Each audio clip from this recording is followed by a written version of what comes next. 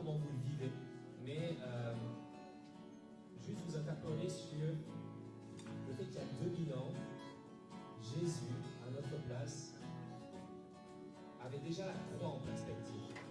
C'est-à-dire que là où il allait, il lui restait une vingtaine de jours, parce que c'est ce qui nous reste avant la Pâque, où il fixait la croix. Alors peut-être pas visuellement d'abord parce qu'il n'était pas à Jérusalem, mais il avait cette intention de la croix. Et moi je veux juste nous inviter pendant cette continuité du carême à fixer la croix encore ensemble. Et se rappeler que c'est sur cette croix que Jésus a tout payé, Jésus a tout pardonné. Et que c'est pour nous qu'il a fait, et c'est pour moi ce soir. C'est pour toutes les imperfections qu'on avait. Et Jésus a tout payé. Et Jésus, il fixait cette croix et il pensait à chacun de nous ce soir. On a fixé cette croix. Et c'était juste la pensée pour nous, pour nous inviter à se rendre louange, à chanter pour Christ, à chanter pour Jésus. Ce premier chant dit tu me donnes la vie. Et j'aimerais qu'on puisse le chanter ensemble, vraiment en disant peu importe ce que mon cœur vit quand je suis affaibli, tu me donnes la vie. Alors je veux t'inviter à te lever là où tu es ce soir. Levons-nous ensemble et chante comme un cœur affaibli, soupir après ta présence.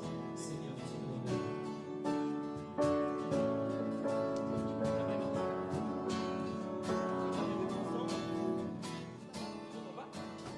C'est pas grave, ça va venir.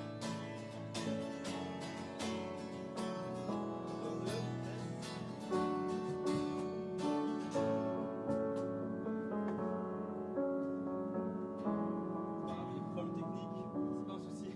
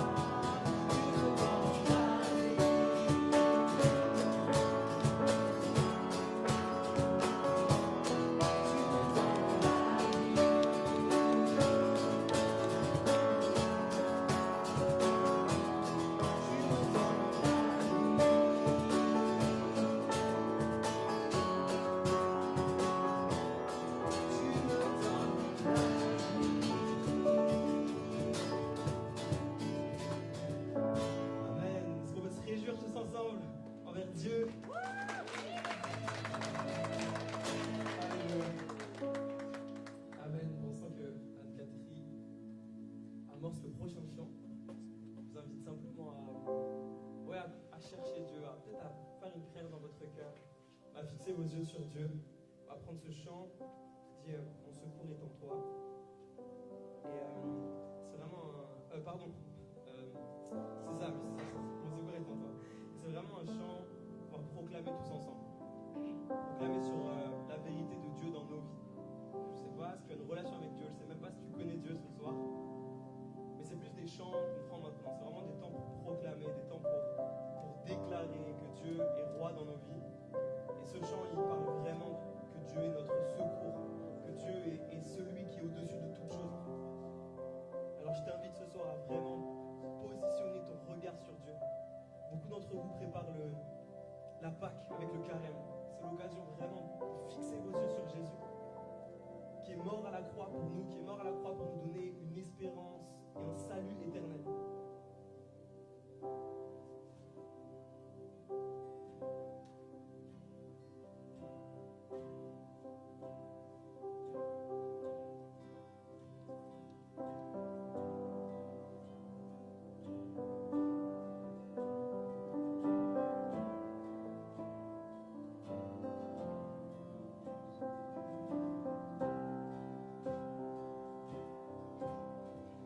La lune me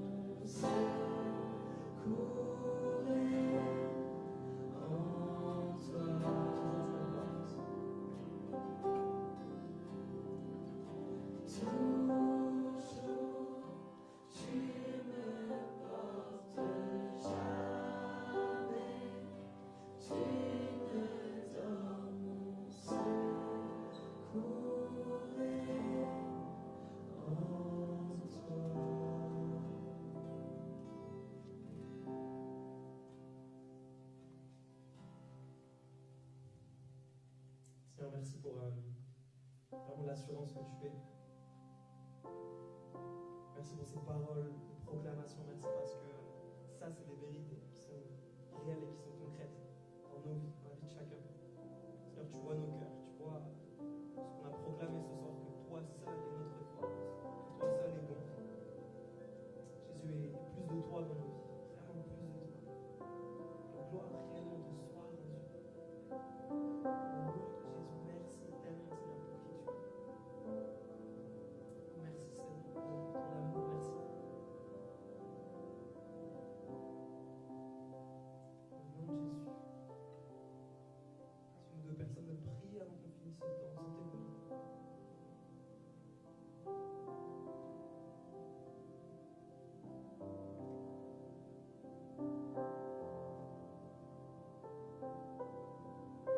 Seigneur, je te demande cette force justement de parler en ton nom, de rendre compte de l'espérance qui est en nous. Seigneur, fortifie-nous quand tu nous envoies vers nos frères, vers nos sœurs,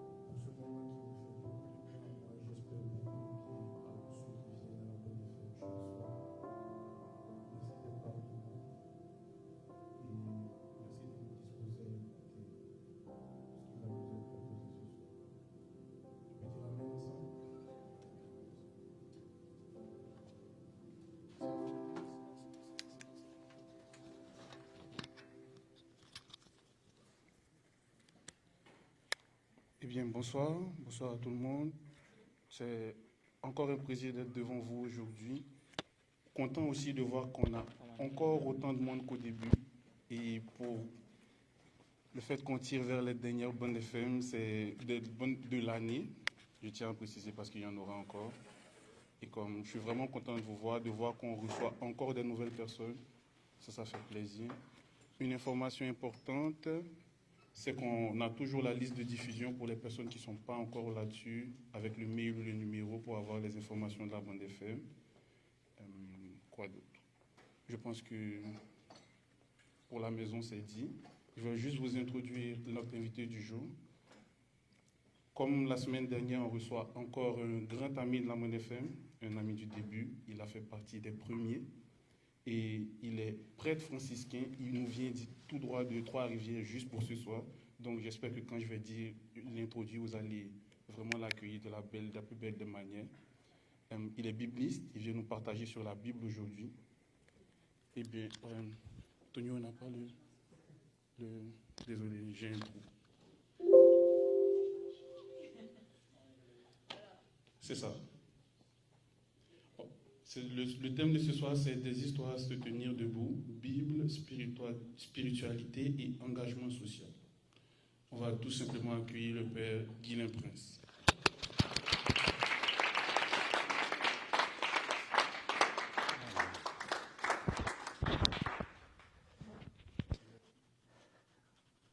Bonsoir tout le monde. Alors, on va d'abord vérifier si l'entrée du son pour l'enregistrement est bon. Alors, vérifie si au niveau du volume, le son de l'enregistrement et l'enregistrement vidéo est bon. Alors, je ne sais pas si tu as un petit vérificateur de volume. Tout est bon? Excellent. Très bien. Maintenant, ici, c'est déjà parti depuis longtemps. Hein? Ça fait pas longtemps? Bon, écoutez, c'est de l'efficacité, ça, monsieur. Bonsoir tout le monde. Bonsoir et bienvenue à cette soirée. Pour moi, c'est toute une plongée dans mon histoire, dans mon passé. Ici, je me trouve à même pas un pâté de maison de là où les franciscains, on a eu une maison pendant 35 ans. C'était la fraternité des étudiants, la fraternité Saint-Bonaventure, les étudiants donc de théologie à l'université au séminaire, et puis en philosophie aussi. Et donc, j'ai demeuré ici seulement quand même 2 ans, mais j'ai vécu donc sur le plateau ici, à l'époque où c'était encore un quartier, on va dire ça comme ça, populaire portugais. Et ça a bien changé. Les prix ont flambé depuis, et maintenant c'est autre chose. Et curieusement, notre maison qui était très belle est abandonnée. C'est très curieux. C'était une belle maison. Il y avait un projet de beaux appartements dans cette maison-là, puis elle est abandonnée juste après un petit parc sur Hôtel de Ville. Il y a eu, ah bon, à côté probablement, oui. Alors, chers amis, bienvenue à cette soirée sur Bible, spiritualité et engagement social. J'aurai l'occasion de vous parler de beaucoup de choses et surtout de profondeur dans notre manière de nous investir dans le monde en tant que croyants. S'il y a une chose que je souhaite que vous reteniez ce soir, c'est résister à ces courants de foi qui croient que la ferveur religieuse se traduit seulement dans des actes de dévotion et d'adoration. Faites très attention à ça, parce que ça, c'est un vieux réflexe païen. C'est ce contre quoi le judaïsme a lutté dès le départ, cette impression que nous avions à nous élever vers Dieu. Alors que ce qui caractérise le judaïsme et le christianisme, ce n'est pas de s'élever vers Dieu, mais c'est plutôt d'accueillir Dieu qui descend. Donc, ce qui veut dire que la ferveur religieuse n'est pas une expression, une sortie de soi pour aller vers le haut, ça c'est païen, c'est une impression, c'est-à-dire c'est de laisser Dieu nous façonner, car le cœur de la foi juive et chrétienne, c'est Dieu qui descend vers nous. Donc, Dieu a déjà franchi la distance, si bien que l'ascèse la plus difficile en ce monde présent, c'est de laisser Dieu agir en nous. C'est extrêmement pénible et difficile parce qu'on a toujours l'impression qu'il faut faire des choses. Toujours l'impression qu'il faut accomplir des choses, mais en réalité, c'est encore plus difficile de le laisser agir et de lui ressembler de plus en plus. Donc, il faut nous laisser façonner pour que le royaume, c'est notre manière d'être. Ou si vous préférez, c'est en lui ressemblant de plus en plus, en partageant sa passion pour le monde, l'humanité, qu'en fait, nous sommes profondément croyants. C'est souvent l'inverse de ce qu'on croit. Donc, tout ce qui nous permet de nous laisser façonner par Dieu est excellent. Hein? Mais quand on multiplie les expressions, particulièrement les expressions où il n'y a pas de silence, eh bien, à ce moment-là, on tombe dans le faire dévotionnel ou le faire religieux qui nous détourne de notre véritable mission, de notre véritable ferveur. Et cette mission, c'est qu'aussitôt que nous avons tendu les bras vers le ciel, aussitôt le Seigneur nous demande de les descendre et de porter notre attention à notre prochain. Je n'aurai pas le temps de développer tous les éléments, mais gardez toujours en tête le principe sabbatique. Pas seulement le 7e jour, mais aussi la 7e heure. 1 heure sur 7 pour me brancher sur Dieu, pour entendre sa parole, pour me laisser façonner, et 6 heures pour accomplir sa volonté. Puis, dépasser le principe sabbatique, dépassez-le, je dirais, de l'idée hebdomadaire. Faites-en quelque chose de journalier.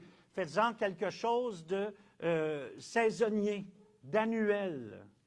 1/7 de mon temps pour me laisser façonner, mais 6 portions de mon temps pour ressembler à Dieu, pour agir à sa manière. Et donc, la ferveur religieuse éclairée, se porte vers le prochain. C'est pourquoi le prochain sera toujours le lieu de vérification que ma ferveur religieuse est éclairée. Si je passe des heures à la chapelle sans être capable d'aller à la rencontre de mon prochain, je suis dans l'illusion. Saint François le dit, Sainte Thérèse d'Avila le dit, alors qu'elle vit un mode de vie contemplatif, et plusieurs autres le disent. Donc, si mes actes de dévotion me rendent intolérant au prochain, alors je suis dans l'illusion. Il faut que mes actes de dévotion, mon être spirituel qui laisse Dieu agir, se déploie avec ferveur, avec enthousiasme dans mon amour du prochain. Et ça, ce n'est pas une donnée récente. C'est une donnée ultra-traditionnelle. C'est-à-dire que c'est un courant d'abord qui est biblique, et ensuite, c'est un courant patristique, et depuis le 19e siècle, on a systématisé ça, on appelle ça la doctrine sociale de l'Église. Donc, ce que je donne ici ce soir, c'est, je vais vous dire, c'est plus traditionnel que les tradis. Oui, c'est plus traditionnel que les tradis parce que ça commence 1000 ans avant Jésus-Christ, en fait, avec ce qu'on appelle Genèse 2 et 3. Fait que, donc, et puis, Saint François a fait la même démarche aussi. Les franciscains ont fait la même démarche. Pourquoi? Parce que Saint François, il n'y avait pas autre chose comme livre spirituel que les évangiles et les psaumes. En pratique, là, ça se résume à peu près à ça. Et donc, Saint François, c'est seulement la méditation des évangiles qui lui ont donné cet axe-là, cette façon-là de vivre.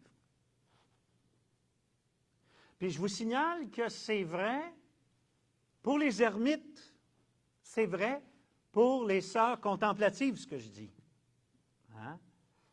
Si les actes de vie cloîtrée me rendent intolérant à mon prochain, à ma sœur qui est à côté de moi, tous les jours, à mon frère, c'est qu'à ce moment-là, je me berce d'illusions. Alors, tout ce que je dis là est rigoureusement vrai aussi, même pour un mode de vie cloîtré ou, chez les franciscains, un mode de vie contemplatif qui prend la forme des ermites. Tout commence donc, et toute la doctrine sociale de l'Église se fonde sur 4 repères. Et ces 4 repères-là, profondément bibliques d'abord, deviennent les points d'ancrage de la doctrine sociale de l'Église.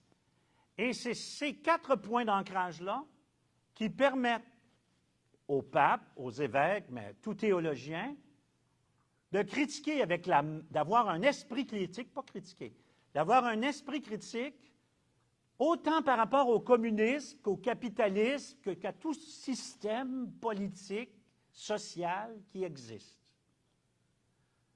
Moi, ce qui me fatigue, je vous le dis, ça me fatigue beaucoup, beaucoup, beaucoup, là, c'est qu'en Occident, on relève des écrits de Jean-Paul II puis du pape François de tout ce qui critiquait le communisme. Mais dans les chapitres où il critiquait le capitalisme, on n'en parle pas du tout dans les journaux. On n'en parlait pas du tout dans les revues occidentales.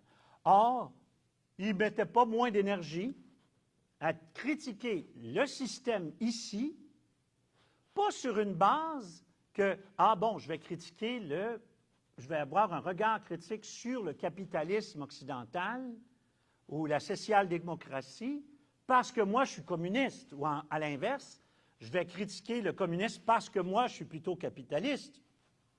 Non. Il a un regard critique sur tout ça parce qu'il est catholique, parce qu'il est chrétien, et que ces 4 repères-là donnent une capacité de lecture critique sur tout ça très, très puissante, très forte. Si bien que quand on s'appuie sur nos écrits, ce que j'appelle la doctrine sociale de l'Église, en général, on est bien ferré. On est très, très bien ferré. Si ça vous intéresse, à un moment donné, je vous parlerai que j'ai été dans plusieurs forums, puis quand on arrive avec notre sagesse chrétienne, catholique, on est écouté. Sur d'autres affaires, pas mal moins. Mais sur ça, on l'est. 4 repères. Premier, l'être humain est créé co-créateur. Co-créateur. C'est-à-dire que chapitre 2 de la Genèse nous explique que la terre ne produit pas de fruits parce qu'il n'y a pas d'être humain pour la cultiver. Pourtant, il est bien dit qu'il y a de l'eau. Mais la terre est sèche. Donc, l'être humain, peu importe quelles sont les conditions de l'environnement dans lequel il se trouve, collabore à Dieu pour rendre la terre habitable. Donc, collaboration avec Dieu pour rendre la terre habitable. Donc, l'être humain est co-créateur. Et ce faisant, on lit dans Genèse 1, je vais à reculons parce que Genèse 2 et 3, c'est 1000 ans avant Jésus-Christ. Genèse 1, 400-500 ans avant Jésus-Christ. C'est un récit plus récent. Dieu dit, et cela fut, Dieu vit que cela était bon. Il y eut un soir, il y eut un matin, premier, deuxième, troisième, quatrième, cinquième, sixième jour. Jour 3, jour 6, il y a 2 demi-journées. Dans la première demi-journée du jour 6, il y a les animaux. Deuxième demi-journée, il y a l'être humain. L'être humain créé à l'image et à la ressemblance. Alors, à ce moment-là, il n'y a pas d'homme-femme. Le mot qui est utilisé, être humain, est non sexué. C'est seulement quand arrive homme et femme, il les créa, ish et isha, mâle et femelle, il les créa. Donc, tout ce qui est dit de l'Adam est dit pour l'être humain, homme et femme. Mais quand arrive homme à ish et isha, là, c'est là qu'on voit les conditions de la multiplication. Mais c'est surtout que hommes et femmes sont créés à l'image et à la ressemblance de Dieu. L'image et la ressemblance, dans la tradition catholique, mais en particulier la tradition franciscaine, l'image, c'est quelque chose qui t'est donné. Tu n'as pas besoin de travailler pour ça. Tu es capable, être limité, de rencontrer l'illimité. Être fini, de rencontrer l'infini. L'image imprimée en nous, ce n'est pas quelque chose qu'on doit conquérir au sens traditionnel, c'est quelque chose qu'on doit recevoir. Et cette image, elle est commune à tous les êtres humains. La ressemblance, c'est la réponse de l'être humain. C'est là que se trouve la responsabilité humaine. C'est là que se trouve la réponse d'amour à l'amour premier de Dieu. Dans le cas de la création, c'est un amour créateur. Puis dans le cas du salut, dans le peuple de Dieu et en Jésus-Christ, c'est un amour qui sauve, hein? Un Dieu qui vient marcher avec nous sur notre terre et qui entre dans l'histoire humaine. Alors, et ce qu'il y a d'intéressant aussi, c'est que donc, j'ai la capacité de rencontrer Dieu et j'ai la capacité d'y répondre. Donc, la responsabilité humaine se trouve dans la ressemblance à Dieu. Vous avez donc là le deuxième principe, la dignité infinie de chaque personne. La dignité infinie de chaque personne. Ce n'est pas un principe général de dignité de l'humanité en général ou d'un collectif.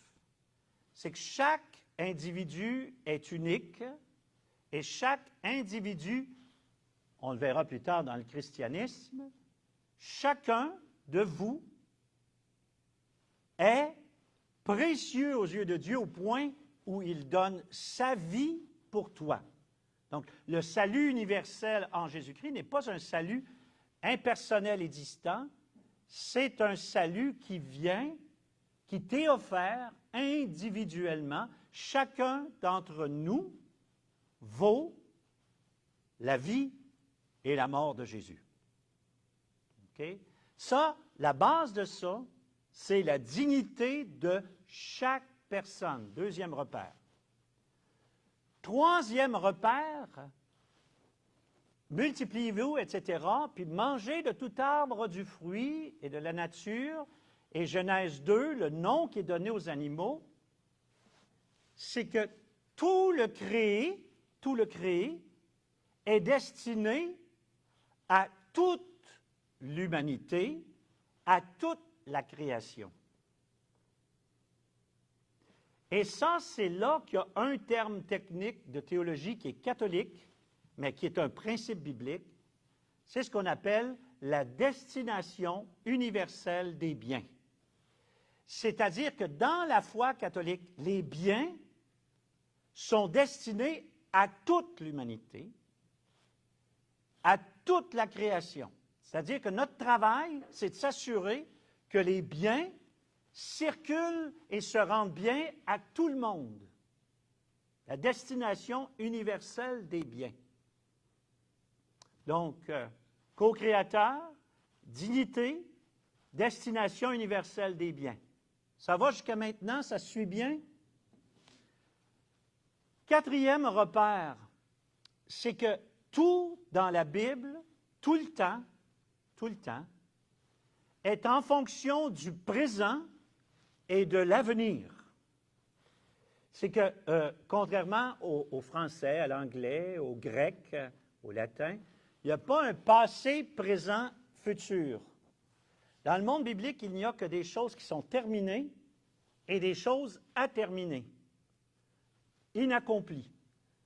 Donc, il y a des choses qui sont finies, puis il y a des choses à faire, ce qui veut dire que, et dans la langue de l'Ancien Testament, et dans la langue de Jésus, l'araméen, le présent est projet. Il ne faut pas utiliser le présent comme justification de ce que doit être le futur. Parce que, foncièrement, le nom même de Dieu est présence dynamique. Ce n'est pas Dieu existe suspendu en Exode 3, c'est Dieu est avec vous. Dieu est présent à vous. Il entend la misère de son peuple et donc l'être de Dieu n'est pas statique. L'être de Dieu est dynamique. Hein? Et si bien que ce soit dans la mentalité biblique, et là je pourrais vous développer si ça vous intéresse, à partir du moment où le peuple commence à se sédentariser, c'est le moment où les prophètes arrivent. Hein? Lorsqu'ils cessent d'être éleveurs et nomades, c'est là qu'arrivent les prophètes. Parce que dans la culture agricole, dans la culture sédentaire, il y a un gros défaut, s'installer, prévoir, contrôler. Et donc, les prophètes vont essayer de réveiller constamment, d'abord en invoquant la période où on était au désert, essaiera de constamment relancer le peuple. Si son environnement est sédentaire, il faut qu'il garde un cœur nomade.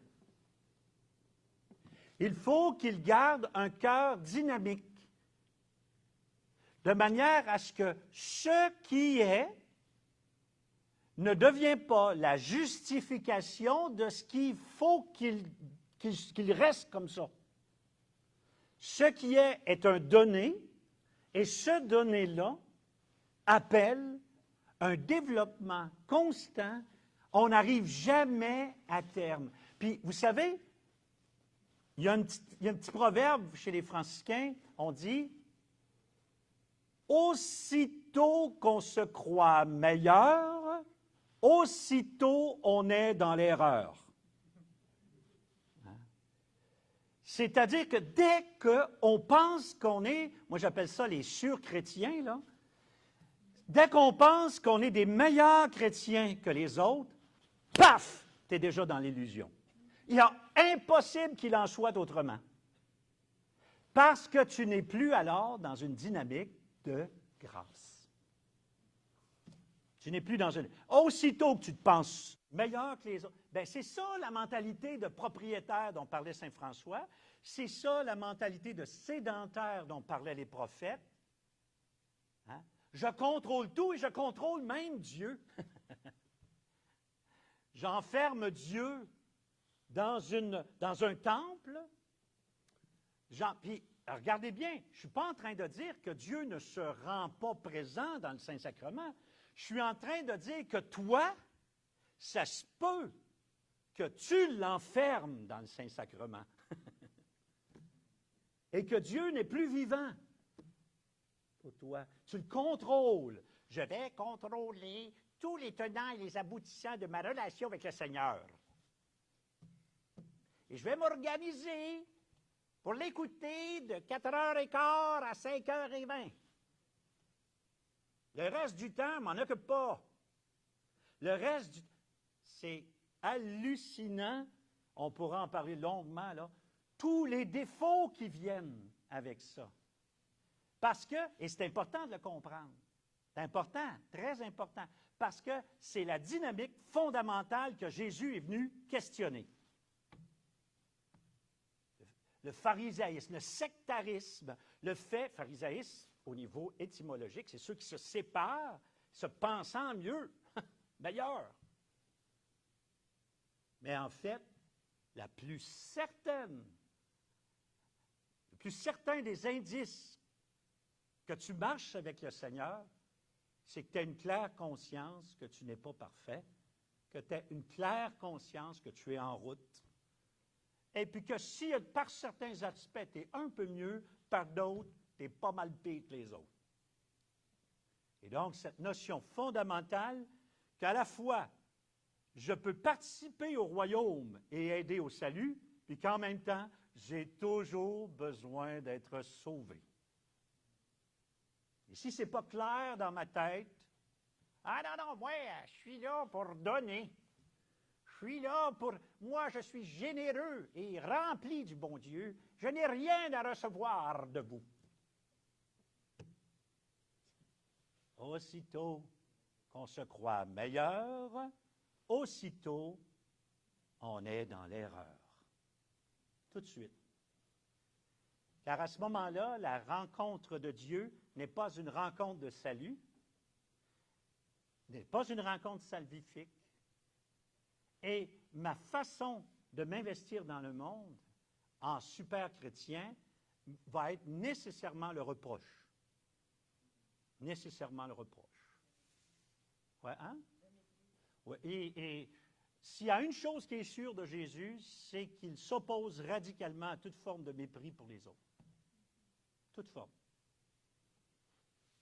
Et il a démontré par plusieurs manières qu'il y a des gens que l'on marginalise, nous, qui nous précéderont dans leur royaume. Et si ce n'est pas votre conviction profonde, que ceux que tu as tendance à mépriser, il y en a qui vont te précéder dans leur royaume, ben, tu vas avoir des petites surprises au bord. Alors, sur la base de ces 4 principes-là, donc tout est... le 4e, c'est tout est dynamique. Tout est présent et à venir. Tout est projet. Rien n'est fini. Tout est projet. Avec Dieu, il y a tout un élément de mouvement. Tu ne pourras jamais dire, hey, Saint François, sur le point de mourir, le dernier jour de sa vie, il a dit, commençons mes frères, car aujourd'hui, car jusqu'à maintenant, nous n'avons rien fait. Il était sur son lit de mort. Puis Saint François il avait fait une coupe d'affaires, car jusqu'ici, nous n'avons rien fait. C'est qu'en fait, le passé n'est pas un alibi pour bloquer. Le passé est une orientation qui donne sens au présent et à l'avenir. Mais le temps important qui est libéré par le nom de Dieu, c'est un présent dynamique qui inclut les générations qui s'en viennent. C'est-à-dire qu'il faut absolument, et regardez comment la Bible est soucieuse des descendants tout le temps, tout le temps, tout le temps. Puis aujourd'hui, tu sais, après moi le déluge, après ma génération le déluge. Mais non, c'est que ma manière de vivre, il faut quelque part qu'elle puisse être tenue dans 125 ans et que tout le monde puisse trouver sa place dans ma manière de vivre. Mais si ma manière de vivre présente ne se préoccupe pas des générations qui viennent, ça ne peut pas fonctionner. C'est cette vision-là, bien profonde de nos Écritures, que tout est dynamique et tienne en compte les générations à venir, c'est capital. C'est capital. C'est vraiment important. D'où l'importance de transmettre, d'où l'importance de traduire, d'où l'importance d'enseigner d'abord par son exemple. Sur ces 4 repères-là, ces 4 repères, comme je vous dis, ça n'a pas été inventé hier, là, parce que ça, c'est des Écritures tout partout, on va le voir. Là. C'est écrit de tellement de manières. Alors, ces 4 repères-là, qui sont traditionnels, animent autant les Écritures chrétiennes, juives, que les pères de l'Église. Il ne faut jamais oublier, il y a des gens, des fois, qui pensent... moi, ça a commencé, mon histoire avec nos amis protestants, très positivement avec un pasteur ménonite. Ensuite, ça a été Éric Wegener, puis ensuite, ça a été Glenn Smith. À un moment donné, j'ai co-présidé un mariage mixte. C'est-à-dire que elle était évangélique et lui était, je vais dire, italien. La forme italienne d'être catholique. Ça faisait tout un mélange, mes amis. Or, Glenn Smith est un protestant qui était spécialiste des pères de l'Église, puis moi, j'étais un catholique spécialiste de la Bible. On s'est donc entendu. Ça a été un mariage vraiment assez hors de l'ordinaire. Et ce qui était particulièrement émouvant, c'est que les mariés montaient l'allée avec une version instrumentale de With or Without You, de U2. Alors, je trouve que c'est un peu étonnant comme choix, tu sais. I can live with or without you. C'est bon. En tout cas, c'était comme ça. C'est un super chant. C'est juste que pour monter l'allée, à l'occasion d'un mariage, j'ai trouvé que c'était spécial quand même, hein?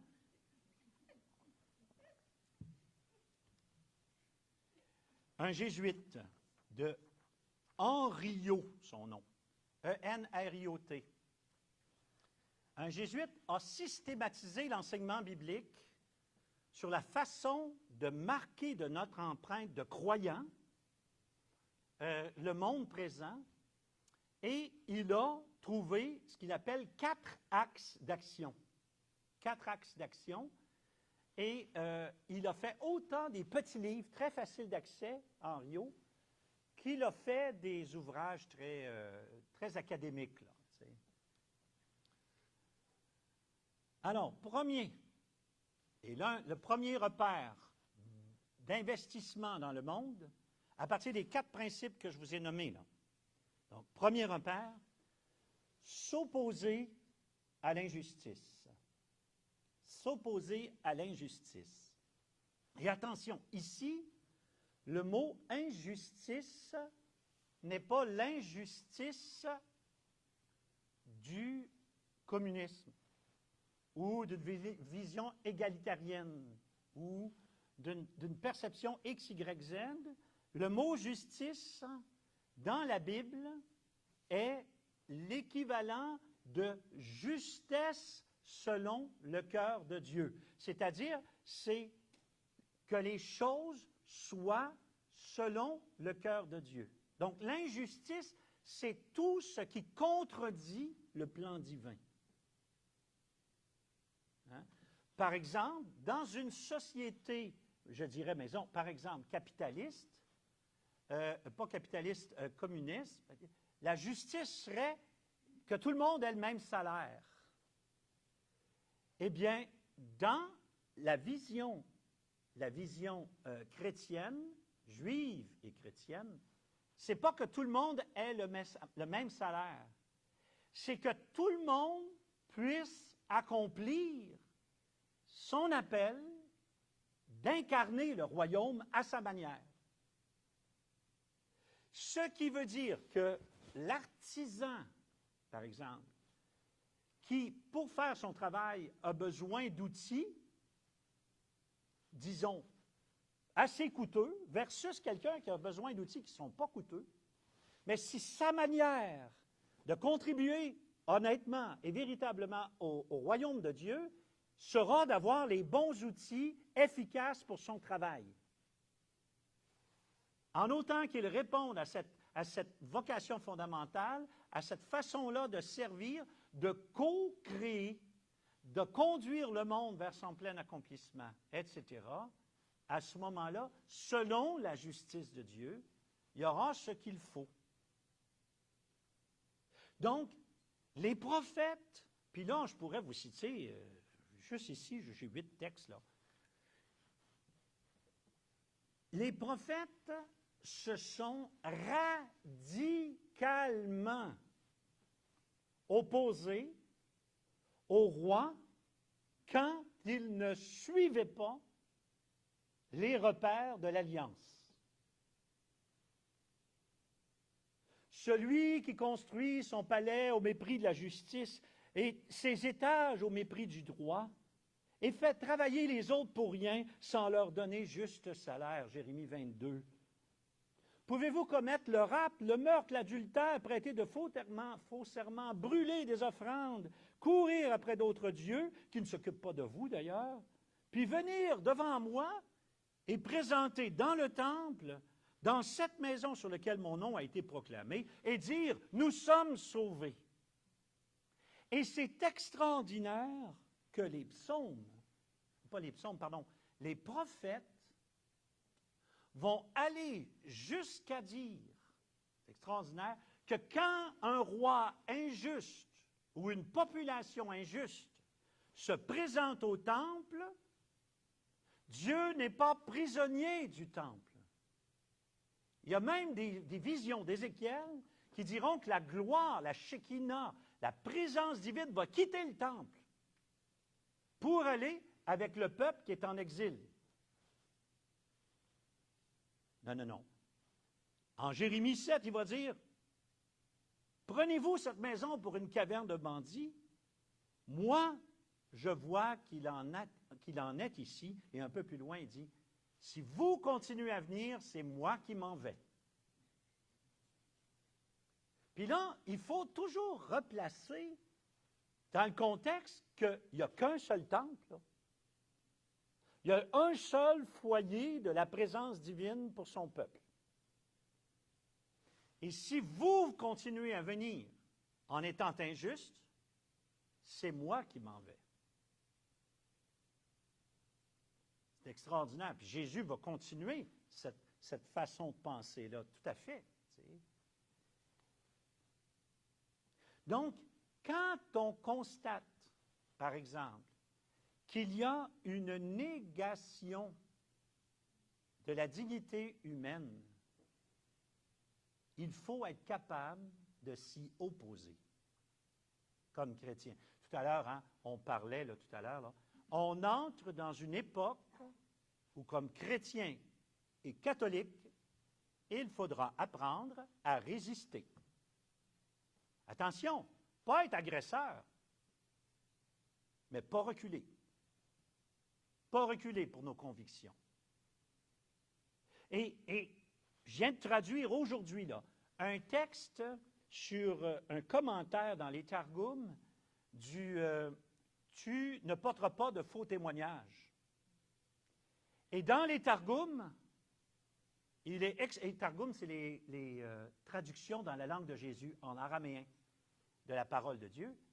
Il est écrit, même si tu es le seul à dire et que tu es au courant de certaines choses, ne laisse pas un jugement injuste être prononcé. Ne laisse pas la majorité gagner. C'est extraordinaire comme texte, là. Ne laisse pas la majorité. Si tu as de l'information qui peut éclairer la situation pour qu'il y ait un jugement juste qui soit porté, tu as le devoir. C'est pas juste ne porte pas de faux témoignages, c'est Tu portes un faux témoignage quand tu n'apportes pas les éléments de vérité qui permettraient de poser un juste jugement. Extraordinaire. Ton silence est faux témoignage. Extraordinaire, ça, comme application, voyez. Alors, c'est pour vous dire que ça, là, je vous le dis, mes amis, ça, c'est un des points avec lesquels les catholiques ont de la misère. Parce que les catholiques viennent, pour la plupart, d'une société de chrétienté. Donc, on a 1500 ans où on a vécu dans des sociétés au moins un peu inspirées de la tradition chrétienne, qui nous laissent l'impression qu'on peut être catholique dans une société qui, quelque part, s'inspire un peu du christianisme. Sauf que la société sécularisée dans laquelle on est de moins en moins chrétienne, et certaines régions du monde ne le sont pas du tout chrétiens. Et ce qui veut dire que le chrétien, le catholique, pas l'activiste tête fêlée qui ne comprend rien au monde, puis, non. Le chrétien catholique fidèle à sa tradition va devenir force de résistance à ceux qui ne respectent pas la dignité humaine, ne respectent pas la destination universelle des biens, ne respectent pas une vision à long terme où il faut penser aux prochaines générations, pas juste à celles présentes. Ou, par exemple, où le travail est structurellement empêché, est structurellement bloqué parce que c'est payant pour certaines personnes qu'il y a du monde qui soit au chômage. Parce que ça leur permet d'avoir de moins hauts salaires. Parce que ça leur permet de faire plus de profit. Quand une société se structure volontairement pour garder des gens dans le non-emploi, quand on sait que nous sommes appelés à être co-créateurs, quand on sait, en particulier, chers amis, dans le catholicisme, il y a une théologie du travail qui est vraiment belle, qui est un ajout là, au christianisme. Cette notion que le travail est notre contribution à la création. C'est pas la paye. C'est dans mon travail que je suis co-créateur. C'est extraordinaire comme vision de la notion de travail. Mais quand la société se structure systématiquement pour que des gens n'aient aucune contribution dans notre monde, tu n'es pas assez vite, tu n'es pas assez fin, on ne pense pas que cette personne, alors on la marginalise, on la met sur la touche, et la personne n'a plus aucune contribution dans ce monde-là. Donc, premier axe d'action, s'opposer à l'injustice. Puis moi, je vais vous dire une chose.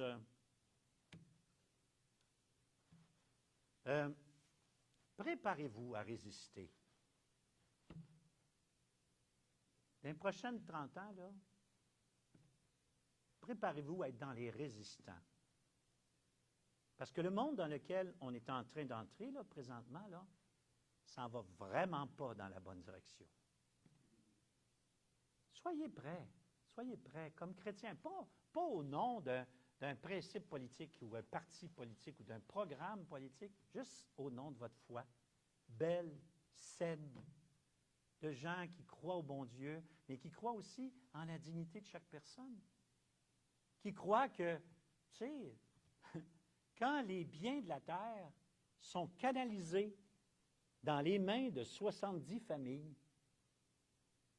quand 60% des ressources de la terre, c'est 70 familles qui l'ont, c'est qu'en tant que catholique qu'on dit que ça ne va pas. C'est pas en tant que communiste, là. Puis que ça ne peut pas rester comme ça, là. Ça ne peut pas être comme ça.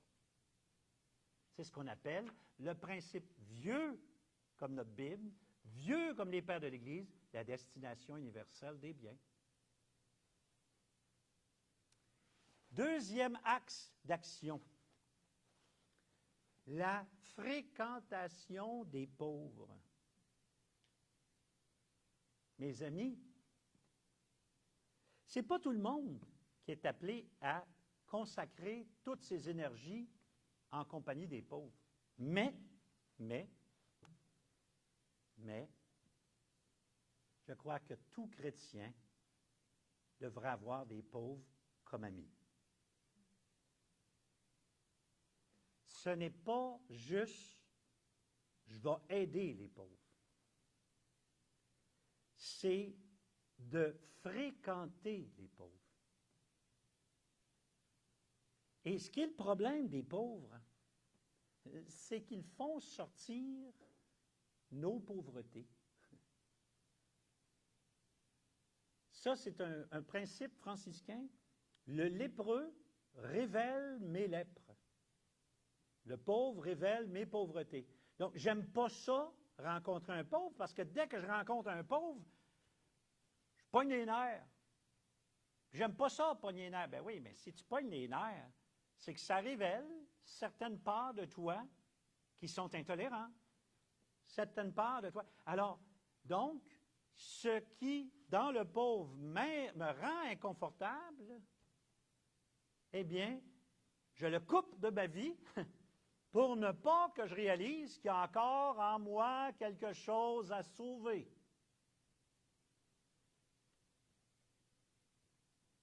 Et vous savez, l'une des thèses les plus récentes que j'ai lues d'un grand savant sur les évangiles, un savant anglais d'Angleterre, il disait,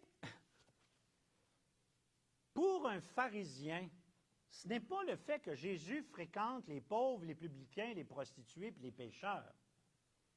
Parce que si Jésus fréquentait les pauvres, les prostituées, les pécheurs, les publicains, mais qu'il les sermonnait, il dit, il n'y aurait pas de problème. Le problème, c'est que Jésus ne les sermonne pas. Le problème, c'est que Jésus est avec les pauvres de façon normale. D'un point de vue socio-critique, quand on analyse la société de Jésus, il y a deux centres importants, deux centres de pouvoir. Il y a le pouvoir politico-militaire qui est représenté par Pilate, dont le centre est à Césarée. L'autre centre est juridico-sacral, c'est-à-dire c'est la loi sacrée. C'est autour du temple et du Sanhédrin. Eh bien, Jésus, quand il rencontre le centre juridico-sacral, il n'y a aucun, pas même un exemple de rencontre positive avec les prêtres et les grands prêtres. C'est d'ailleurs eux qui vont le tuer. Mais si vous regardez partout où Jésus est, où il choisit d'être, c'est à la marge du juridico-sacral. C'est à la marge du pôle central de sa propre religion, c'est-à-dire les exclus de sa propre religion, les malades, les handicapés, les pauvres de toutes sortes, les veuves. Puis attention, à la marge du juridico-sacral, vous avez les bergers. Parce que les bergers qui doivent aider les brebis à mettre bas sont constamment au contact du sang, donc constamment en situation d'impureté rituelle. Puis ils n'ont pas le temps de faire ci, puis ils n'ont pas le temps d'ablution, donc, ils sont à la marge de la religion juive. Mais n'oubliez pas Zachée. Zachée, qui est un riche, mais qui est à la marge, parce qu'il collabore avec les Romains. Si vous regardez Jésus dans son comportement, lorsque Jésus va vers les gens, il va à la marge de sa religion. Et il le dit d'ailleurs lui-même dans son langage, il va dire « Je suis là pour les brebis perdues d'Israël ». Il le dit tel quel. Donc, c'est la marge de sa propre religion, de sa propre foi. Puis c'est dans cet esprit-là qu'on comprend aussi son accueil de la syrophénicienne, du centurion, de tant d'autres qui sont à l'extérieur des bons juifs. C'est ça qui est sa priorité. Alors, c'est cette fréquentation des pauvres, elle contredit des courants complets de notre société. Et ces courants-là se sont accentués récemment depuis la pandémie. Dans les années 90, on parlait de cocooning, le fait de se construire un cocon autour de soi et de ne fréquenter que des gens qui me ressemblent. Hein? Donc, je ne donne aucune place à ceux qui sont différents de moi. Je fréquente que des gens qui ont le même niveau d'éducation, le même standing social, etc. Mais l'incapacité de rencontrer le différent, la personne qui est vraiment différente de moi. Eh bien, depuis la pandémie, ce courant-là s'est accentué, en particulier par les algorithmes des médias sociaux, qui nous renvoient constamment des gens qui ont la même opinion que nous. À partir du moment où on like quelque chose, on se trouve à entrer dans une série de mécaniques qui vont nous retourner des gens qui pensent comme nous, tant et si bien que nous vivons de plus en plus dans des silos d'opinion, des silos affectifs. Et dans ce silo affectif, on coupe le lien avec le prochain, mais on pense maintenir le lien vertical. Ce que j'ai appelé là, la foi en éprouvette. C'est-à-dire seulement tournée vers le haut, seulement ouverte vers le haut, mais incapable de rencontrer dans notre monde le différent. Jésus a suffisamment insisté et son être tout entier témoigne de sa fréquentation concrète des petits. Et moi, je dis souvent qu'il faut quand même que ce soit plutôt des prénoms que de dire je suis proche des pauvres en général. C'est plutôt mon ami, c'est Joseph. Mon ami, c'est Liliane. Liliane, qui couche en dessous de ma galerie à Trois-Rivières, qui a des problèmes de dépendance, puis qui a donné naissance à un enfant dans la rue en janvier. C'est pas. Puis Liliane, quand elle est sobre, un charme. Quand elle a appris quelque chose, par exemple, c'est une autre affaire. Et c'est moi, en pleurant, qui a dû appeler les policiers pour l'expulser. Pour que quand tu viens chez nous, Liliane, et que tu respectes les frères et la propriété, pas de problème. Mais quand tu es à l'envers comme ça, là, puis tu perds le contrôle, tu deviens un danger pour toi, danger pour les autres. Ah, ça ne marche pas, ça, là. Alors, je ne me suis pas habitué encore. Je ne me suis pas habitué. Mais je la connais. Puis Dan le vagabond. Puis, je pourrais vous en nommer à peu près une vingtaine qui tournent autour de notre maison parce que Trois-Rivières, après Montréal, c'est là que le problème de l'itinérance est le plus aigu au Québec. Oui. Trois-Rivières est dans la filière batterie. Oui. Il y a une extraordinaire prospérité à Trois-Rivières. Oui. Ce qu'on ne dit pas, c'est qu'il y a toute une tranche de la population qui est marginalisée, qui est exclue de ça, puis qui sort du système. Je pourrais vous parler de ces gens qui achètent des blocs chez nous, qui jettent dehors les gens pauvres, qui les rénove et l'appartement coûte 4 fois le prix. Alors, chez nous, à Trois-Rivières, il y a des gens dans la rue qui travaillent, mais qui ne peuvent pas se payer aucun appartement. Mais ils travaillent. Donc, le deuxième point, la fréquentation des pauvres. Mais ce n'est pas seulement la fréquentation des pauvres, des petits, des marginaux. C'est le troisième point, l'une des grandes fleurs, l'une des grandes réalisations du catholicisme, c'est de soutenir efficacement les pauvres.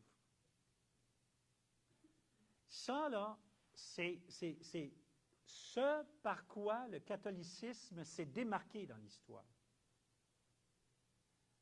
Un de mes frères vietnamiens a dit qu'il y a eu une thèse de doctorat qui a démontré qu'à partir du moment où au Vietnam, il y avait 5 % de la population qui était chrétienne, la dynamique sociale a changé. Un capucin, David Couturier, a fait un travail sur l'influence des communautés catholiques québécoises sur l'identité de la Nouvelle-Angleterre. Toute la Nouvelle-Angleterre a été modelée par la doctrine sociale de l'Église. C'est pour ça que vous vous retrouvez avec toute une série d'États. Donc, le Vermont, le Maine, le Massachusetts, cette région-là, c'est le catholicisme qui a marqué de son empreinte et qui fait que le filet social est l'un des meilleurs des États-Unis. Incroyable, pareil. C'était quelque chose de très, très, très... C'est une analyse sociologique, ça. Ce n'est pas une analyse religieuse. Et donc, cette option que Jésus a, ben oui, j'ai terminé dans 5 minutes, ça va? Oui, oui. Parce que là, peut-être qu'on ne s'était pas dit sur combien de temps j'avais, là, c'est vrai. Alors là, ça fait à peu près 1 heure. Donc, ce que je disais, c'est que Jésus parle clairement que la personne assoiffée, la personne qui est nue, la personne qui est prisonnière, est concrètement soutenue par le chrétien. Attention, non pas comme si c'était Jésus, mais Jésus dit, viens, tu m'as visité, tu m'as...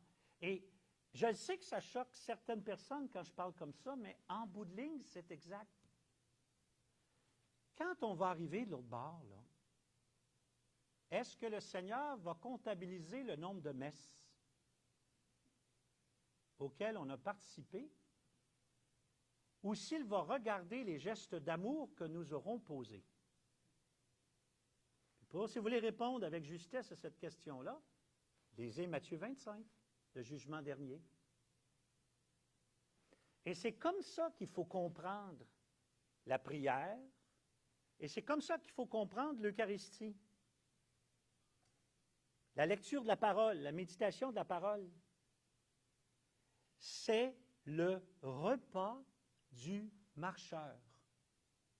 Je m'arrête pour me nourrir en compagnie de Dieu afin de déployer dans ce monde un être qui lui ressemble. Vous voyez? C'est en ce sens-là qu'on se ressource. C'est écouter la parole, se laisser façonner par Dieu, se laisser transformer afin de lui ressembler dans notre manière d'être dans ce monde. Et je mentionne juste le dernier, avec lesquels une dimension, c'est la 4e axe d'action, très catholique, je veux dire ça, traditionnellement catholique, c'est bien sûr de s'investir dans le monde pour le transformer, pour qu'il soit plus juste.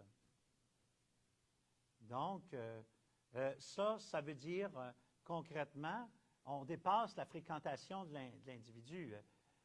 On dépasse le soutien aux pauvres immédiatement. Là, on commence à se poser des questions, mais comment se fait-il qu'il est pauvre?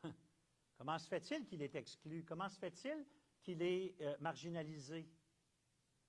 Quelles sont ces structures qui le gardent à distance? Et puis moi, comme chrétien catholique, je vais appuyer tout ce qui va soutenir et garantir la dignité humaine, la juste distribution des biens, le fait que ce que l'on met en place comme politique aura un impact durable et va transmettre au monde, aux prochaines générations, un monde où ils pourront vivre dignement.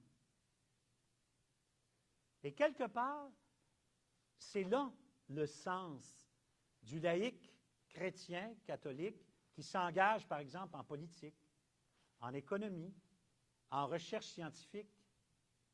Il y a moyen de faire de la vraie recherche scientifique qui va dans le sens de l'amélioration des situations du monde. Il y a possibilité de travailler en marketing, mais pour faire du bien, et non pas pour rendre les gens dépendants de bidules qui ne nourrissent pas leur être profond. Dominique m'a souvent entendu citer mon beau-frère, Alain Couturier, qui a travaillé toute sa vie en comptabilité, pas en comptabilité, en publicité. Il disait, la publicité marche parce que les gens sont malheureux. Si les gens étaient heureux, la publicité n'aurait aucun impact. C'est que ce qui permet à la publicité de fonctionner, c'est les déficiences de nos vies. C'est que nos vies sont insatisfaisantes. Et là, dans le monde publicitaire, je vais associer tes plus grandes valeurs à un gogos qui n'a rien à voir avec ton affaire. Mais tu vas avoir l'attraction, le désir d'aller dans ces... Et puis, là, les gens disent, ben moi, ça ne marche pas avec moi. Plus tu penses que ça ne marche pas, plus tu es certain que tu tombes dans le panneau. Parce que c'est justement dans l'inconscient que se situe que va créer les campagnes publicitaires, ce sens de familiarité, de quête de valeurs qui sont, elles, légitimes, mais pour les orienter vers un produit, une marchandise qu'on n'a même pas besoin, en fait. Et qui, bien souvent, n'a rien à voir. Typiquement, les publicités de cigarettes qui sont pour le bonheur d'être dans la nature. Puis les publicités de cigarettes, moi, quand j'étais enfant, c'était tout le monde qui fumait au sommet d'une montagne. Mais les fumeurs ne sont pas là pantoute. Pas là pantoute. Puis on pourrait parler de l'état physique des gens qui boivent beaucoup de coke, alors que la publicité nous présente toujours des gens slim qui boivent du coke, glou, glou, glou, pendant qu'ils ont l'air d'être heureux, alors que ça ne correspond pas du tout à l'effet de ça. T'sais? Alors voilà, donc quatrième, donc intervenir pour des structures plus justes, quatrième axe d'implication comme comme croyant, comme catholique. Et tout ça, on pourra en parler longuement, parce que ça, c'est peut-être un de mes axes personnels les plus forts. C'est tout ça enraciné dans une prière très, très profonde qui va, au fur et à mesure, débusquer les idoles. Parce que tout ça a pour fondation des idoles. Ça marche? Dominique m'a dit, aurais-tu des questions à poser? J'ai dit non, je pense que ce que je vais dire va poser beaucoup de questions. Fait que, on a 20 minutes, hein, c'est ça? Pour un petit temps, pour un temps de questions avec moi ou un temps de partage d'abord? Ah, OK. Donc, allons directement aux questions. Yes. Oui. Oui. On t'entend. Si j'ai bien compris. Hop. On va ouvrir le micro dans un instant. De toute façon, c'est ça qui est important, non? Ça, c'est celui pour l'enregistrement. Si j'ai bien compris, vous disiez que lorsqu'on était incohérent et injuste, il y a un moment où, peut-être dans la Bible c'est écrit, vous avez dit que c'est Dieu qui s'en va. Oui. Qu'est-ce que vous entendez par ça? C'est-à-dire que, non, c'est juste le micro sans fil qui est là, qui n'est pas allumé, ou je ne sais pas quoi, là. Hein? Ah, oui. Voilà, voilà. Alors, c'est Dieu qui s'en va.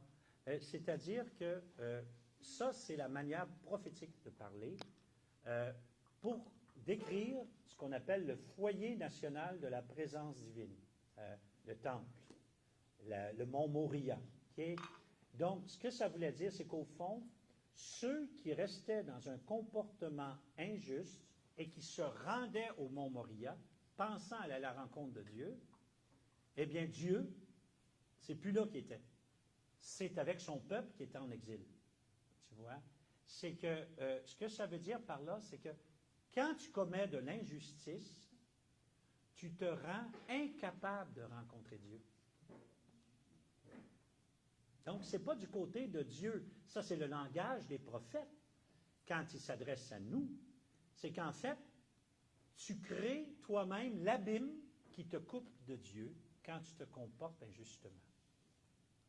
Et c'est pour ça que, tu vois, moi, avec un peu d'humour, quelqu'un, quand j'étais un franciscain, quand j'avais 19 ans, avait dit, tu veux savoir comment t'aimes Dieu? Ah, il dit, c'est très facile. Il dit, prends un thermomètre, puis mets-le au-dessus de la tête de la personne que tu aimes le moins. Puis il dit, tu ne peux pas aimer Dieu plus que ça. C'est impossible parce que le cœur qui aime Dieu, c'est le même cœur qui aime la personne. D'où cette idée absolument formidable de Jésus d'aimer même son ennemi, de prier pour ceux qui le persécutent. C'est hallucinant, ça, comme repère.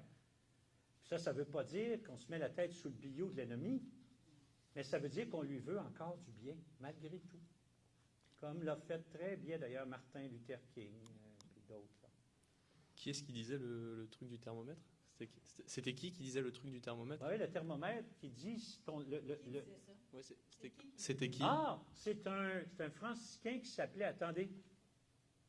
Son nom va me revenir avant la fin, mais il demeurait en Ontario, Plantagenet, là, ça va me revenir son nom. Oui, alors là-bas, très bien. Désolé.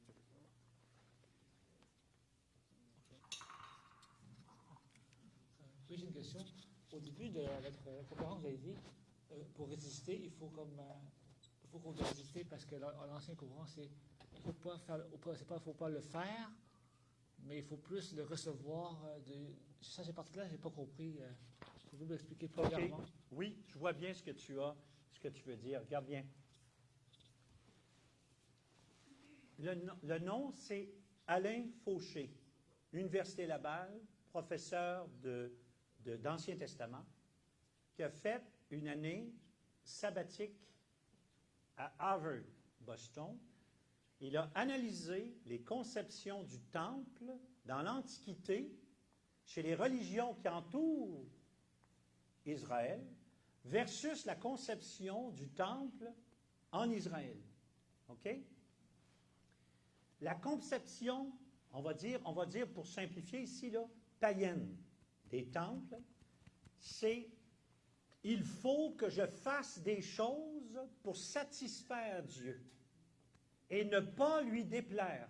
Donc, le moteur de l'agir religieuse dans les religions païennes, c'est que je me rends au temple pour m'élever vers Dieu et pour ne pas lui déplaire. Donc, le moteur est la peur. OK? Le moteur est la peur. Et c'est très important de comprendre ça.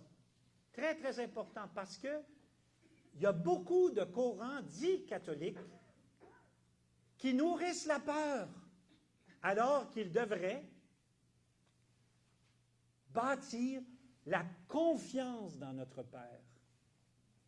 C'est une relation de confiance qu'on doit construire. Et donc, le paganisme, c'est de faire des choses pour se rapprocher de Dieu, pour s'élever. OK? Tu vois bien là où est-ce que ça se situe? Puis ce qui est particulier des divinités païennes, c'est que ce sont des divinités capricieuses, imprévisible. Donc,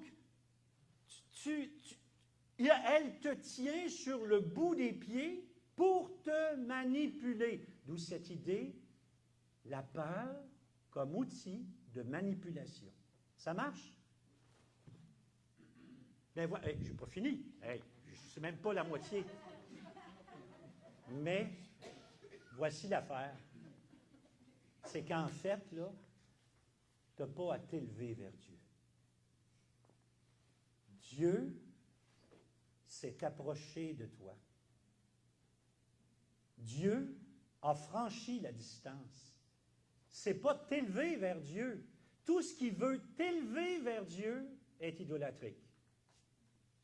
Tout ce qui te fait accueillir Dieu qui vient chez toi est judéo-chrétien.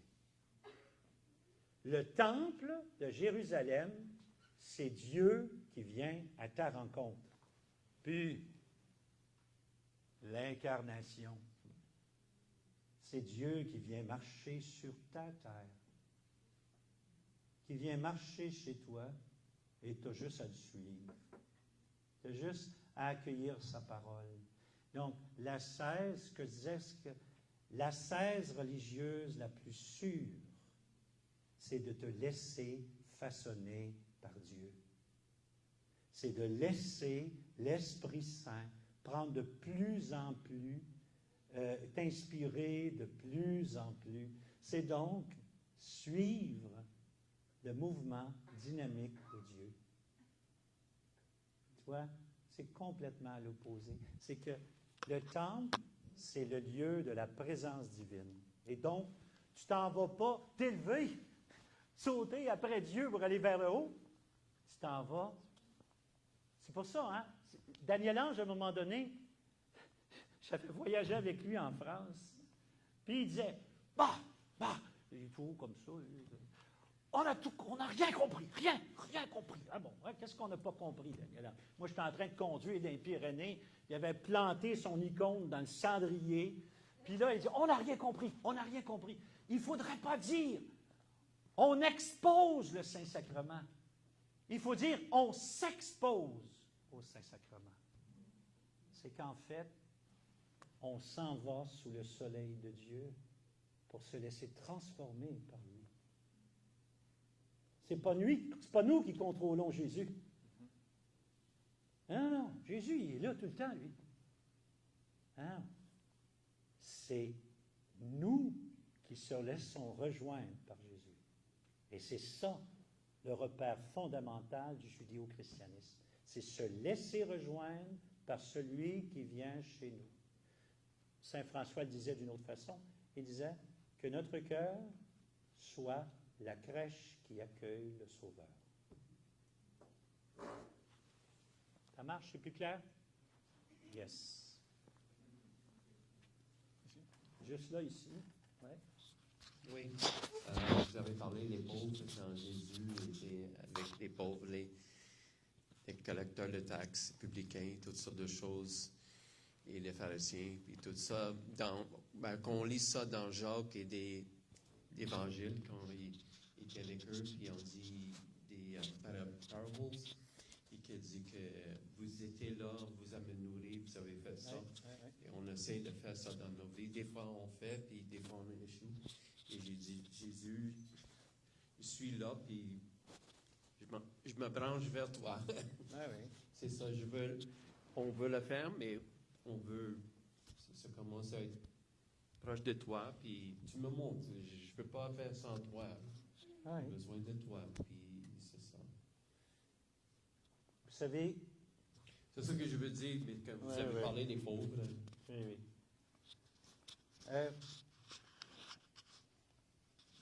Regarde bien. Ça touche. Oui. On sert Dieu avec nos forces, mais on le rencontre dans nos faiblesses. Oui. OK? Les pauvres, là, ils vont te mettre en pleine face tes incapacités, tes manques, tes intolérances.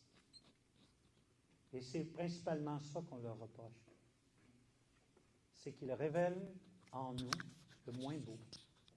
Mais c'est pour ça qu'il nous sauve. C'est parce que des fois qu'on voit Jésus dans eux aussi, c'est comme mais c'est ça qui quand tu me dis tu me nourris, tu l'as fait ça, Ouais. tu l'as fait à moi Mais aussi. Assure-toi juste de pas que ce soit pas parce que tu es en train de te faire je suis beau, je suis fin, je suis capable, d'essayer de te convaincre toi-même que le pauvre, c'est Jésus. Ah, il ne faut pas que tu oublies Jésus, c'est Non, le pauvre. non. Jésus, c'est le pauvre, Jésus, c'est le pauvre. Plutôt, demande à Dieu qu'il te donne son regard sur les gens. Ouais. Demande-lui. Et puis, c'est ça qu'il va imprimer en toi. C'est ça qu'il va te donner. Et c'est pour qu'il puisse te donner son regard, il faut que tu acceptes que son regard sur les autres, il n'est pas très bon. Il est imparfait, il est partial, puis il est rempli de préjugés. Tant que tu ne reconnais pas ça, tu ne laisses pas Dieu agir en toi.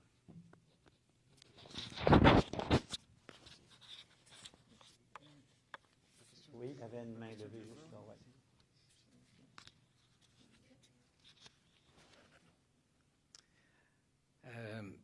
Vous avez un certain âge comme moi. Et. C'est la première fois qu'on me parle en commençant Oui, comme oui, ça. regardez bien. Juste 61, il n'y a rien là. C'est ça, juste 61. Moi, 66.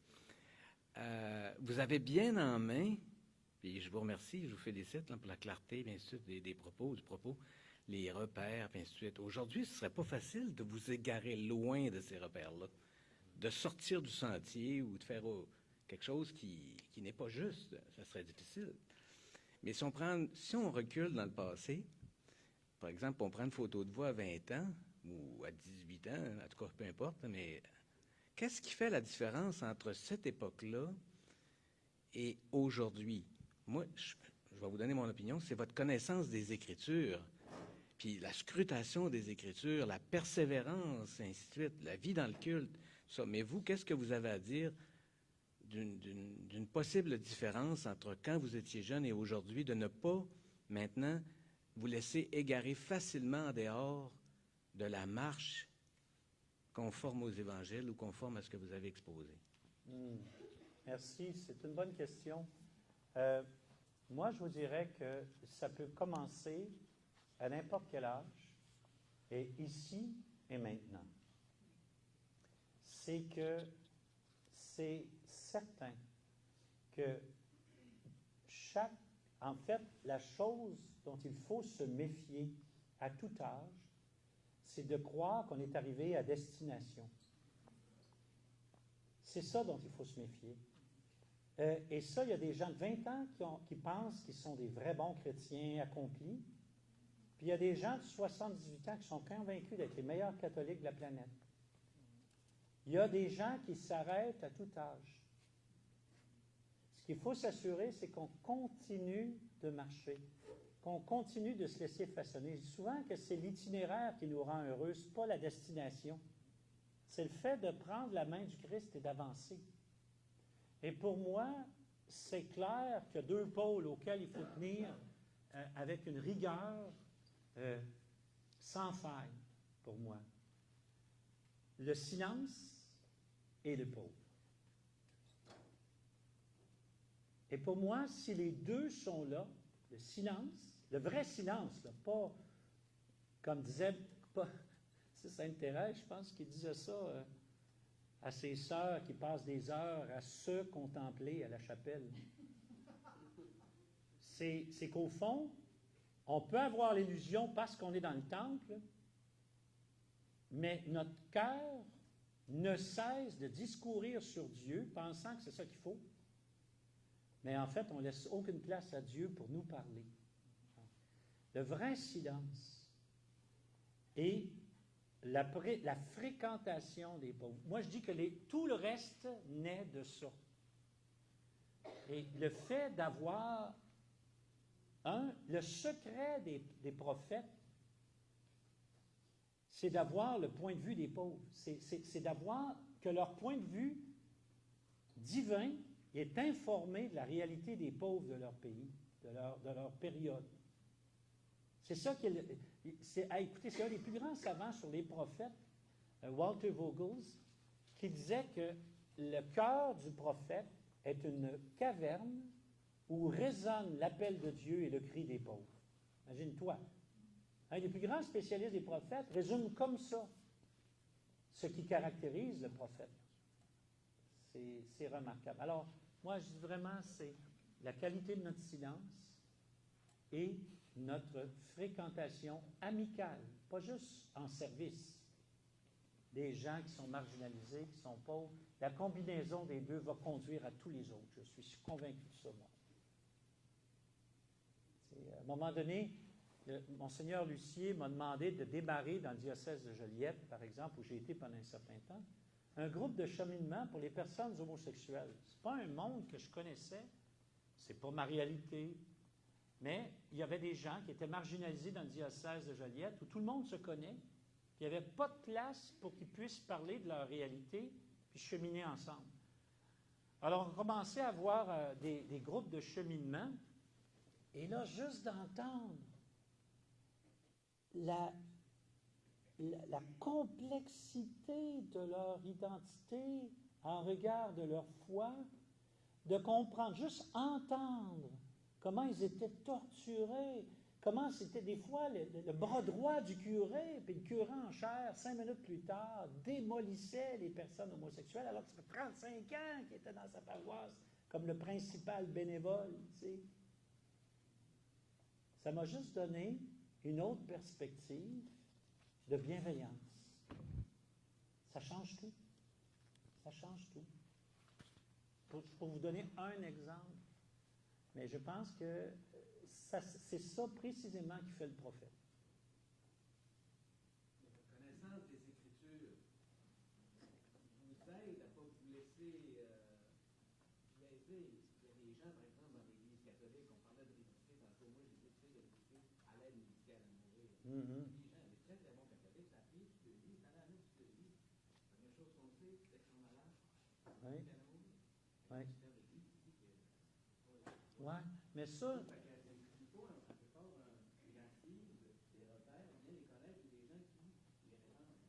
Oui, il y a ça, c'est vrai, mais je vous dirais, puis avec sérénité, là, le christianisme culturel est en train de mourir.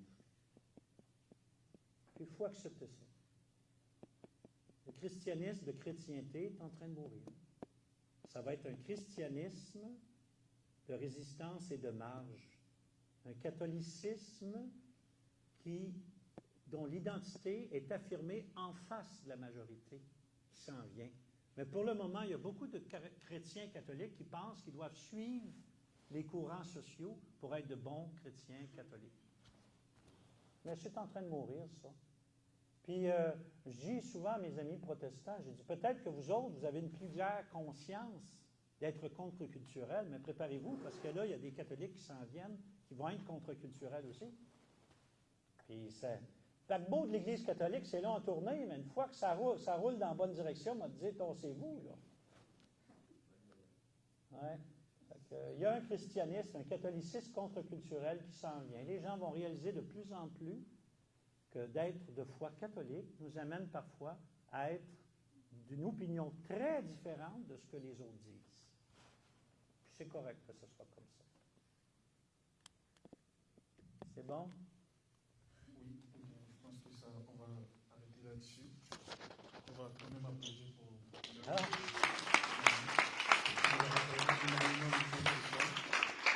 Premier cadeau pour vous, c'est la carte qui a été signée comme... Dis-moi pas que la carte est encore une tradition. Oui, c'est une tradition. Ah, bravo. Merci à tous d'avoir été là. Il y a quelques informations pour la suite des événements. Ici. C'est l'anniversaire de quelqu'un aujourd'hui. Est-ce qu'on lui chanterait? Hein?